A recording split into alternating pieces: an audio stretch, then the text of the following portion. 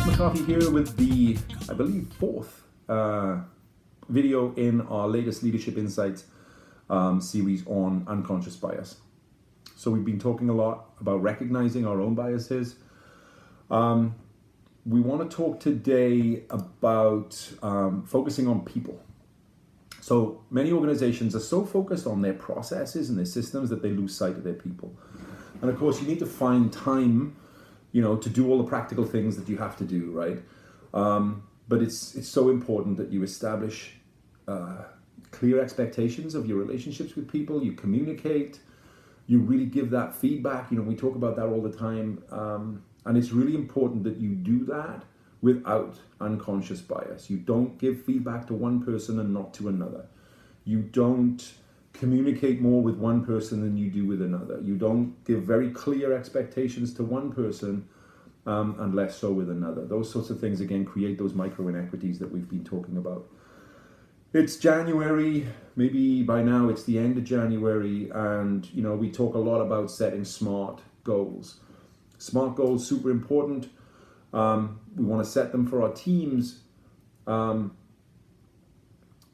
Specific, measurable, relevant, time-bound, and so on. And they need to focus on individual strengths and successes rather than their faults and their weaknesses, right? SMART goals are not to be used to fix people. And again, make sure that, when you set SMART goals, you're really conscious of any potential biases, and, that you're inclusive, right? And you don't always give, the more valuable goals to, one part of the team and not to the other. That's a really, really important thing. Be really impartial. But it's good, again, to, really understand people's feelings. Your team members need to feel heard and involved. They want to make sure that they can share with you their concerns or their frustrations. So really focusing on people is a very, very important part of the subject when it comes to unconscious bias, because our unconscious biases do tend to be more towards people. We talked at the last video that we can have unconscious biases also towards things, but people is really what it's all about. So that being said, it's really important that we increase our exposure to our biases, right? So many organizations assume that they've got their systems in place and they're robust. So we're never going to fall into the trap of having these unconscious biases cause us problems and help make us lose people from the team. That's really not the case, right? You've got to make sure that you're very focused on that. And say it out loud, write it down, right? Send very clear messages to people about the importance of this subject and your expectations around it too. I think I mentioned in one of the earlier videos, one of the kind of neat techniques is to sort of visualize relationships with, certain groups or affinities where you may be aware of having bias. So, exposure to negative stereotypes can reinforce their influence on our behavior, even if you don't consciously agree with them. So, that's a really, really important thing as well. Surround yourselves with positive words and images about people that you might have stereotypical thoughts about, right? To help kind of eliminate that negative bias. All of this comes from some very detailed research that was done, around this subject. If you're interviewing somebody who's just moved, from another country to join us here in the US, you may have some genuine, let's say, language challenges that you have to deal with because English may not be the first language for that person, but you can't allow that, to negatively impact your decision to hire them.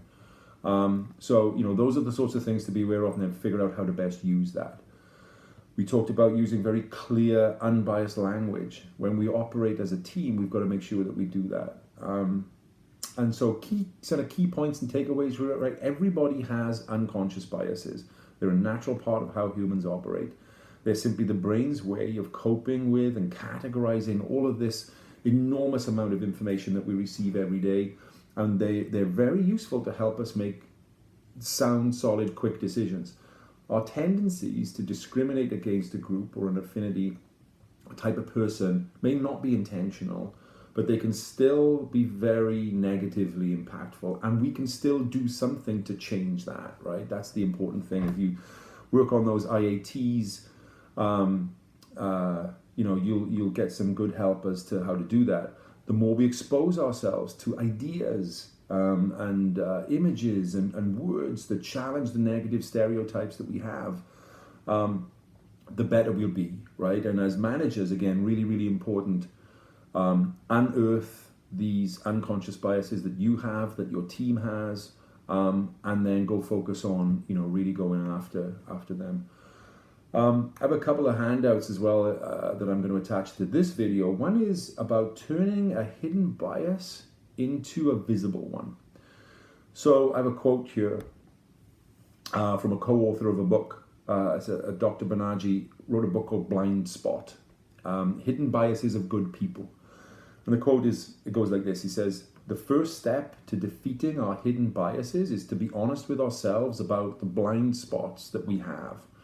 Having a bias is only human. The only shame is in making no effort to improve. And human beings are an improving species. We have been improving ourselves in every way over the millennia." So again, I'll add another link to the Harvard website where you have the IATs. But ask yourselves, maybe do this as a team again. I think this would be a great exercise to do.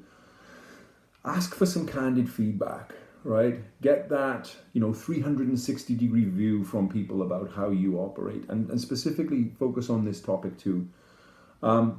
Make a commitment.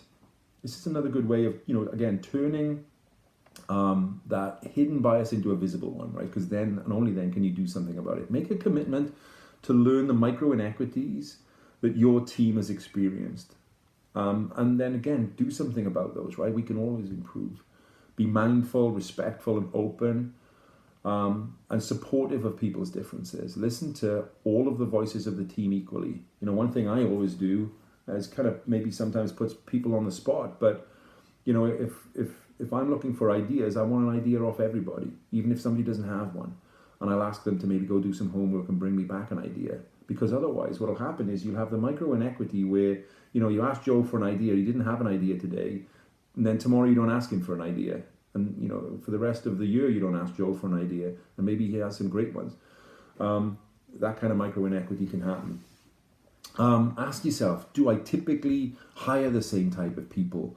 The same personality type? When I say to myself, a certain candidate is the right fit for a job, what does that mean?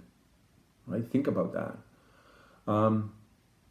Do I assign the same people from my team to the same tasks all the time? Right? Do I, who do I tap to lead the team? Do I do that to the same people all the time? Do I have that same go-to person that I rely on?